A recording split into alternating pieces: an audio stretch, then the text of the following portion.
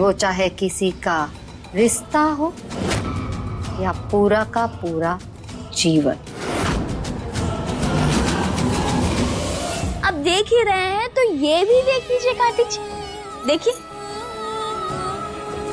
कितने सुंदर सुंदर साड़ियां हैं, कितने सारे।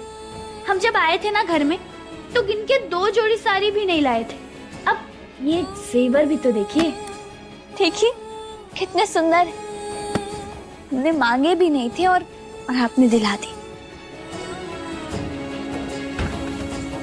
कार्तिक जी, आपको पता है हम तो बाकी बीवियों के बारे में सोचते हैं जो पति के सामने रो रो कर इतनी सारी चीजें मांगते हैं और फिर भी नहीं मिलती हैं। ऐसा नहीं है वैष्णवी, सारे हस्बैंड्स अपनी वाइफ के लिए इतना बेयर मिनिमम तो करते ही है ना। और पता नहीं कौन सी ऐसी वाइफ होगी जो अपने पति के लिए इतना सब कुछ सही होगी जितना कि तुमने मेरे लिए सहा है। बिना सोचे समझे आग में कूद गई थी मुझे बचाने के लिए। अब आग में कूदने की बात तो आप ना ही करें तो अच्छा है कार्तिक जी। ये सब भी तो हमने आपसे भी तो सीखा है। आप खुद हमारे लिए आग में कूदे हैं, टीना के कलश वाले बॉम्ब से हमें बचाया है और हमारी माँ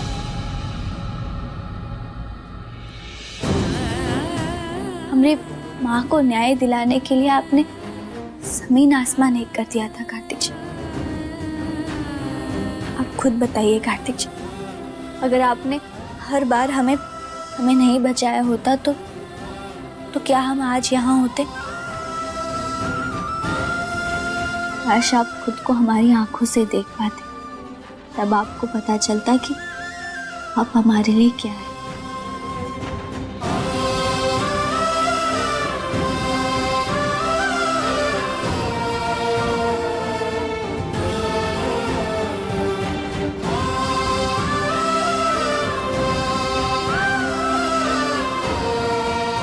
इतना प्यार करती हो मुझसे?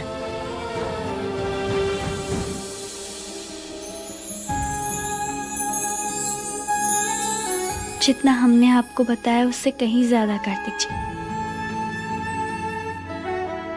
कार्तिक जी, आप उनसे वादा कीजिए कि ऐसा ख्याल आप अगली बार से अपने मन में नहीं लाएंगे।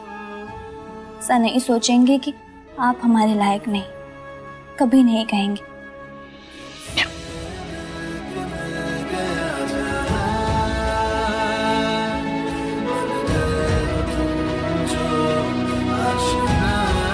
लेकिन वैष्णवी, एक और बात, बहुत तेज भूख लगी है, अगर वो सिंघाड़े की चाट खा ले तो बेटर हो।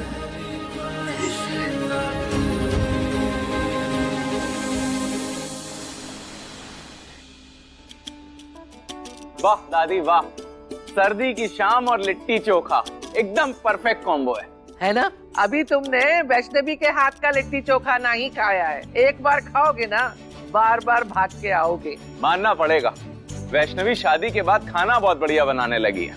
हाँ हाँ, खाना तो वो बढ़िया बनाती है भाई, पर जो चाय है ना, हमरे हाथ की चाय से अच्छी कोई नहीं बनाता है। ये बात तो बिल्कुल सही कही अम्मा। अदरक इलायची वाली कड़क चाय अम्मा से बढ़िया और कोनो बना ही नहीं सकता। ये चाय वाय के चक्कर में सब लोग कल का दिन मत भुला जाना। कल सब लोग पानी में गंगा जल और तिल डाल के नहाएंगे, वो भी सूर्योदय से पहले। उसके बाद ही सब खाना पीना होगा। हाँ ओ ये, कल तो मकर संक्रांति है। अमेरिका में तो फेस्टिवल का आना जाना पता ही नहीं चलता। दादी एक बात बताइए, ये संक्रांति इतनी स्पेशल क्यों है? तुमको नहीं पता? वो इसलिए है कि कल के दिन सूर्य देव अपनी राशि बदलकर दक्षिण से उत्तरायण हो जाते हैं। इसलिए पवित्र नदियों में स्नान दान पुण्य का बहुत महत्व होता है यहाँ। अब वो तो इस साल वैष्णवी पेट से है, इसलिए हम लोग घाट पर नहीं जाएंगे। इसीलिए हम सब घर पर ही स्नान ध्यान करके पहले सूर्य देव और फिर छठी मैया को दही चूरा और तिलकुट का भोग लगाएंगे और उसके बाद 5 ब्राह्मण बुलाकर उनको भोजन करवाएंगे। पुष्पा, तुमने वो दही चूरा के लिए दही जमा दिया है ना? भगवान सबका भला करे। कल तो सबको ऐसी दही खाने को मिलेगी, 7 पुश्ते याद रखेंगी। अब वो तो सुबह ही देखेंगे। करण, हाँ दादी, दही चूरा के लिए चूरा और तिलकुट और तिल सब बाजार से ले आए हो? हाँ दादी, हम नया चूरा तिलकुट काले तिल के लड्डू, फूल, माला, तोरण सब कुछ लेकर के आ गए। ये तो उम्मीद से कुछ ज्यादा ही कर दिया तुमने। चलो, सब तैयारी तो हुई गई है, अब बस कल ब्राह्मण आके खुश होकर जाएं और आशीर्वाद देकर जाएं। हमारी अन्नपूर्णा वैष्णवी और हमारे वंश को आगे बढ़ाने वाले बचुआ को। खाने पीने का अरेंजमेंट तो सही है, लेकिन पतंग और मांझे की जिम्मेदारी आपने किसे दी? वैष्णवी, तुमको याद है बस्ती में हम दोनों मिलकर सबकी पतंग काट के लूट लेते थे और हमारी पतंग देर तक उड़ती रहती थी। तो दिन ही कुछ अलग थे मयूर। थोड़ी देर पतंग खींचो, लड्डू का भोग, कभी दही चूरा तो कभी गुड़ चूरा, है ना? माँ, माँ, क्या हुआ बिटवा? माँ, अरे तू रो क्या हो गया? सोनू ने हमारी पतंग काट दी। तो इसमें रोने का कौन सा बात है? हम अभी अपने राजकुमार के लिए 10 गो पतंग मंगवाए देते हैं। सच्ची माँ? इधर आ। कल के दिन किसकी पतंग उड़ेगी और किसकी कटेगी ये तो कल ही पता चलेगा। ये तो उचित नहीं है मैया। कटुता तो कुछ मनुष्य के हृदय में ही प्रवाहित होती है। जीजू के माता सब जानते बूझते हुए जीजू के हृदय में हीन भावना भरना चाहती है और वो दीदी और जीजू को समय पाते हुए देख ही नहीं सकती।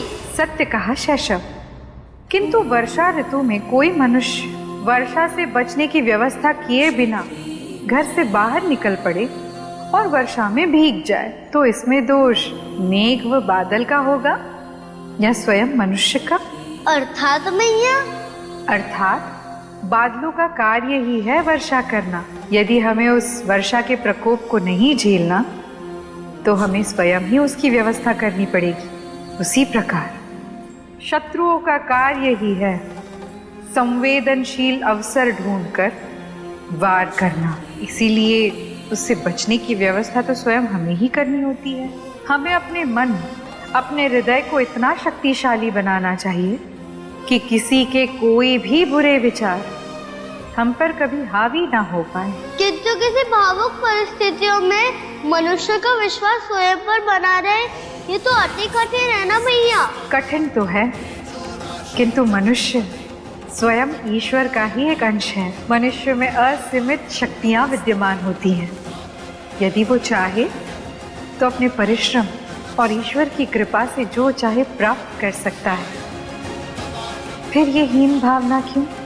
ये हीन भावना तभी आती है जब हम अपनी तुलना दूसरों से करने लगते हैं, जबकि हमें अपना आकलन तो स्वयं ही करना चाहिए। ये पाठ कार्तिक को शीघ्र समझ आए तो ही उचित होगा।